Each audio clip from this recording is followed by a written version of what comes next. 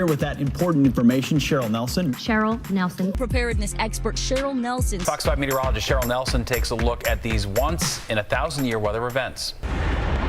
Weather. Always changing. Large hail, 1-inch hail in diameter we could see with these storms, gusty winds in excess of 58 miles an hour. That is how they grow. What's happening is the sun was heating the land, which causes the air to rise, which forms cumulus clouds. We'll see more of that smoke mixing down this evening. If you do have plans to be outside, you might even smell a little bit of smokiness to the air. 80 degrees coming up. Another tease? Yeah, I call it another tease.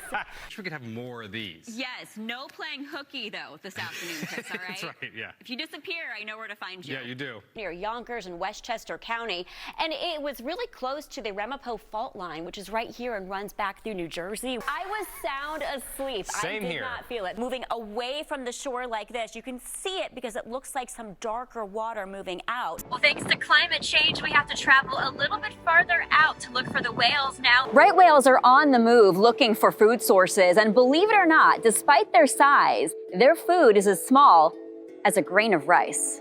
While humans rely on our teeth to chew our food, fin and humpback whales rely on what's called baleen in their mouths to filter what they eat. Right front quadrant, that northeast side of the storm, which we were on last night, is typically where you get that threat for tornadoes. Right now, I am in Smithfield, Virginia at Smithfield Station. This area is notorious for flooding. And take a look at what's happening right now. I am standing in probably almost a foot of water. On cold, rainy days like today, there's a lot of research on going outside of Tulik Field Station on the Arctic tundra. Living in the desert Southwest doesn't mean that you can't have greenery in your yard. In fact, these homeowners joined the Water Smart Landscape program, and all they needed?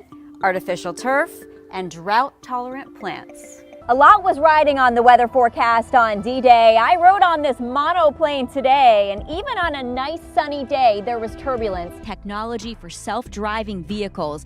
But how would a vehicle like this do in inclement weather conditions? And yes, summer heat returns late in the week. We'll break it all down for you when the 6 o'clock news continues.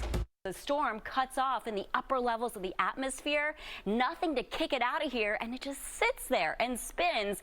The dew point measures the amount of moisture in the air. The lower the number, the drier it is.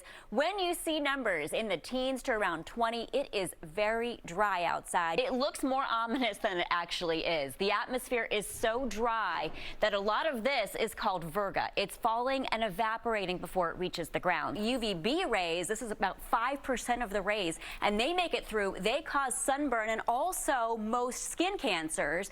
Bombogenesis, or bomb cyclone, as you might have heard before. This is when the pressure drops at least 1 millibar per hour for 24 hours. Sounds like you have no patience for me with that. Well, get out my violin. You know, exactly. I do play the violin. Cheryl Nelson, meteorologist and travel preparedness expert. Thank you so much. I really enjoyed that. I look forward to seeing you again.